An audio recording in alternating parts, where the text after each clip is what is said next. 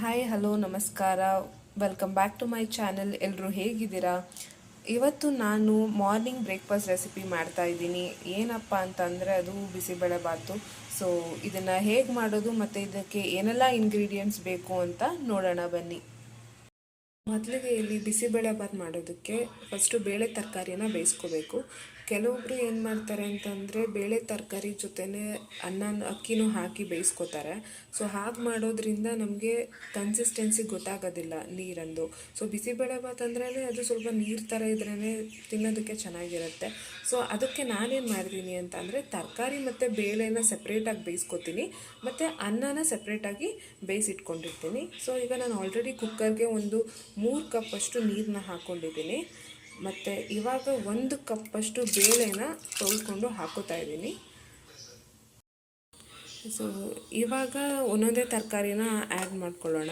So ಇಲ್ಲಿ ನಾನು ಬಿಸಿಬೇಳೆಭಾತ್ ಮಾಡೋದಕ್ಕೆ ಯಾವ ತರಕಾರಿ ತೊಗೊಂಡಿದ್ದೀನಿ ಅಂತ ಹೇಳಿದ್ರೆ ಕ್ಯಾರೆಟು, ಬೀನಿಸು ಮತ್ತು ಗೆಡ್ಡೆಕೋಸು, ದಪ್ಪ ಮೆಣಸಿನ್ಕಾಯಿ ಮತ್ತು ಒಂದೇ ಒಂದು ಈರುಳ್ಳಿ ತೊಗೊಂಡಿದ್ದೀನಿ. ನೀವು ಬೇಕಾದರೆ ಬೇರೆ ತರಕಾರಿನೂ ಕೂಡ ಸೇರಿಸ್ಕೋಬಹುದು.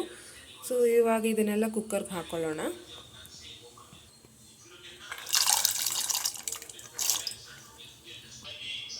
ಗೆಡ್ಡೆಕೋಸು, ಈಗ ದಪ್ಪ ಮೆಣಸಿನ್ಕಾಯಿ ಮತ್ತು ಈರುಳ್ಳಿನ ಸೇರಿಸ್ಕೊತಾ ಇದ್ದೀನಿ ಮತ್ತು 2 ಟೊಮೊಟೊ ಹಣ್ಣನ್ನು ಹಾಕೋತಾ ಇದ್ದೀನಿ. ಮತ್ತು ಕೊನೆಯದಾಗಿ ನಾನಿಲ್ಲಿ ಸೋಯಾಬೀನ್ನ ನೆನೆಸಿ ಕಟ್ ಮಾಡಿ ಹಾಕ್ತಾಯಿದ್ದೀನಿ. ಸೋಯಾಬೀನ್ ಕೂಡ ಒಂದು ತರಕಾರಿ. ಸೊ ಇದನ್ನು ಹಾಕೋದ್ರಿಂದ ಪಲಾವ್, ಯಾವುದೇ ರೀತಿ ಪಲಾವ್ ಮಾಡಿ ನೀವು ಸೋಯಾಬೀನ್ ಹಾಕೋದ್ರಿಂದ ರುಚಿ ತುಂಬಾ ಚೆನ್ನಾಗಿರುತ್ತೆ. ಸೊ ಹಾಗಾಗಿ ಇದನ್ನು ಒಂದು ಸಣ್ಣದಾಗಿ ಕಟ್ ಮಾಡಿಕೊಂಡು ಹಾಕೋತಾ ಇದ್ದೀನಿ. ಈಗ ಒಂದು ಸತಿ ಎಲ್ಲ ತರಕಾರಿನೂ ಬೇಳೆ ಜೊತೆ ಮಿಕ್ಸ್ ಮಾಡ್ಕೊಳ್ಳೋಣ.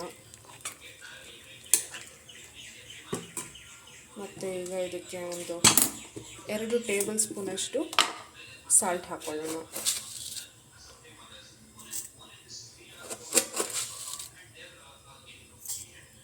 ಆಮೇಲೂ ಕೂಡ ಸಪ್ಪೆ ಆದರೆ ನೀವು ಅನ್ನ ಸೇರಿಸ್ಬೇಕಾದ್ರೆ ಇನ್ನೊಂದು ಸ್ವಲ್ಪ ಸಾಲ್ಟ್ ಬೇಕಾದರೂ ಸೇರಿಸ್ಕೊಬೋದು. ಮತ್ತು ಒಂದು 2 ಟೇಬಲ್ ಸ್ಪೂನಷ್ಟು ಎಣ್ಣೆ ಹಾಕೋದ್ರಿಂದ ಬೇಳೆ ತುಂಬ ಚೆನ್ನಾಗಿ ಬೇಯುತ್ತೆ. ಸೊ ಹಾಗಾಗಿ 1 ಟೇಬಲ್ ಸ್ಪೂನಷ್ಟು ಅಥವಾ 2 ಟೇಬಲ್ ಸ್ಪೂನಷ್ಟು ಎಣ್ಣೆ ಹಾಕಿ ಒಂದು ಸತಿ ಮಿಕ್ಸ್ ಮಾಡಿ ಲಿಡ್ ಕ್ಲೋಸ್ ಮಾಡಿ ಒಂದು 3 ವಿಜಿಲ್ ಕೂಗಿಸಿದ್ರೆ ನಮಗೆ ಬೇಳೆ ಸಾಂಬಾರು ರೆಡಿಯಾಗಿರುತ್ತೆ. ನಾನು ಲಿಡ್ ಕ್ಲೋಸ್ ಮಾಡಿದ್ದೀನಿ. ಇದು 3 ವಿಜಿಲ್ ಕೂಗೋ ತನಕ ನಾನು ಆಲ್ರೆಡಿ ಅನ್ನನ ಬೇಯಿಸಿ ರೆಡಿ ಮಾಡಿ ಇಟ್ಕೊಂಡಿದ್ದೀನಿ. ಇವಾಗ 3 ವಿಜಿಲ್ ಕೂಗಿದೆ. ಈಗ ಇದನ್ನು ಓಪನ್ ಮಾಡೋಣ.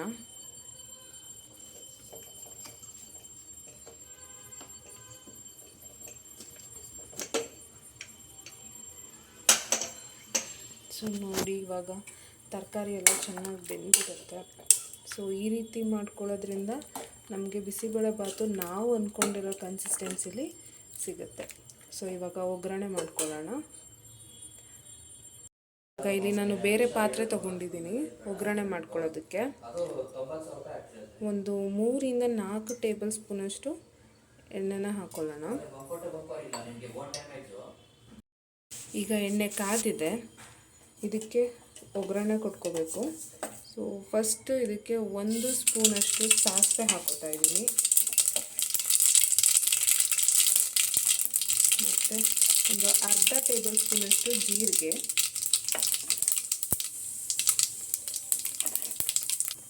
ಒಂದು 2 ಟೇಬಲ್ ಸ್ಪೂನಷ್ಟು ಕಡಲೆಬೀಜ. ಇದು ಸೀದೋಗದಿರೋ ಥರ ರೋಸ್ಟ್ ಮಾಡ್ಕೋಬೇಕು.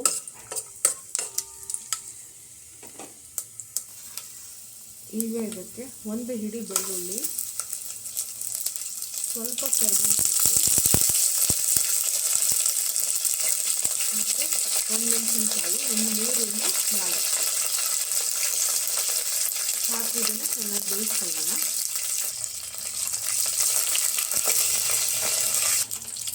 ಕೊನೆಯದಾಗಿ ಸ್ವಲ್ಪ ಕಡಲೆಬೇಳೆನ ಹಾಕಿ ಬೇಯಿಸ್ಕೊಳ್ಳೋಣ. ಇವಾಗ ಬೆಂದಿದೆ ಇದು. ಇದಕ್ಕೆ ಬೇಯಿಸ್ಕೊಂಡಿರುವಂಥ ಸಾಂಬಾರು ಮತ್ತು ತರಕಾರಿನ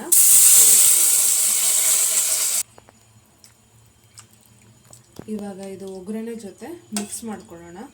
ಇದೊಂದು ಸ್ವಲ್ಪ ಮಳ್ಳಾದಮೇಲೆ ಇದಕ್ಕೆ ಇನ್ನೊಂದು ಟೇಬಲ್ ಸ್ಪೂನಷ್ಟು ಸಾಲ್ಟ್ನ ಆ್ಯಡ್ ಮಾಡಿಕೊಂಡು ಬಿಸಿಬೇಳೆಬಾತ್ ಪೌಡರ್ನ ಸೇರಿಸ್ಕೊಳ್ಳೋಣ.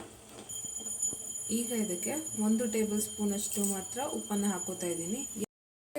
ಒಂದೇ ಟೇಬಲ್ ಸ್ಪೂನ್ ಸಾಲ್ಟ್ ಹಾಕೋತಾ ಇದ್ದೀನಿ ಅಂತ ಹೇಳಿದ್ರೆ, ನಾನು ಬೇಳೆ ಬೇಯಿಸ್ಕೋಬೇಕಾದ್ರೆ ಆಲ್ರೆಡಿ 2 ಸ್ಪೂನಷ್ಟು ಸಾಲ್ಟ್ನ ಆ್ಯಡ್ ಮಾಡಿದ್ದೀನಿ. ಸೊ ಅದಕ್ಕೆ ಇವಾಗ 1 ಸ್ಪೂನಷ್ಟು ಮಾತ್ರ ಹಾಕ್ಕೊಂಡೆ. ಇವಾಗ ಇದಕ್ಕೆ ಒಂದು 2 ಪ್ಯಾಕೆಟಷ್ಟು ಬಿಸಿಬೇಳೆಬಾತ್ ಪೌಡರ್ನ ಸೇರಿಸ್ಕೊತಾ ಇದ್ದೀನಿ.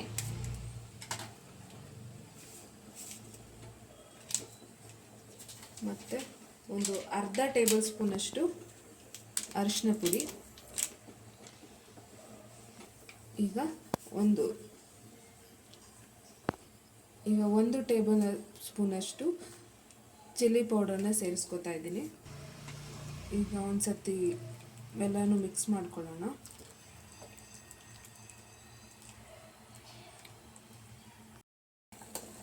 ಇವಾಗ ಇದು ಕುದ್ದಿದೆ. ಈಗ ಇದಕ್ಕೆ ಬೇಯಿಸ್ಕೊಂಡಿರೋವಂಥ ಅನ್ನನ ನಮಗೆ ಎಷ್ಟು ಬೇಕೋ ಅಷ್ಟು ನಾವು ಸೇರಿಸ್ಕೊಳ್ಳೋಣ.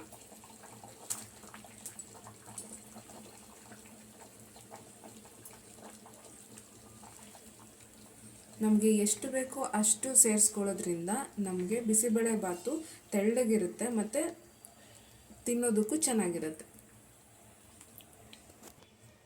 ಇವಾಗ ನಾನಿಲ್ಲಿ ರೈಸ್ನ ಹಾಕ್ಕೊಂಡಿದ್ದೀನಿ.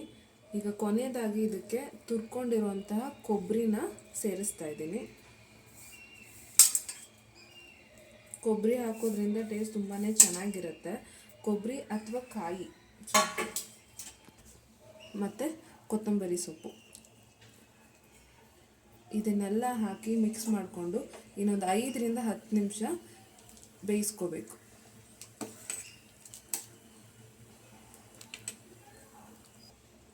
ಸೊ ಫೈನಲಿ ಇವಾಗ ಬಿಸಿಬೇಳೆಬಾತ್ ರೆಡಿಯಾಗಿದೆ.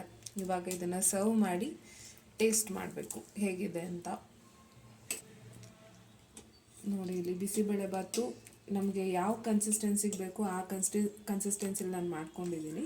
ನೀವು ಕೂಡ ಇದೇ ರೀತಿ ಮಾಡ್ಕೊಳ್ಳೋದ್ರಿಂದ ಬಿಸಿಬೇಳೆಬಾತು ತೆಳ್ಳಗೆ ಚೆನ್ನಾಗಿರುತ್ತೆ.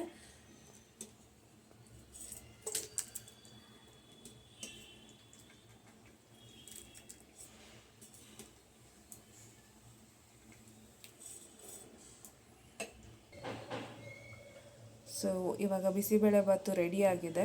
ನೀವು ಕೂಡ ನಿಮ್ಮ ಮನೇಲಿ ಟ್ರೈ ಮಾಡಿ ಮತ್ತು ಹೇಗಿತ್ತು ಅಂತ ಕಮೆಂಟ್ ಮೂಲಕ ತಿಳಿಸಿ.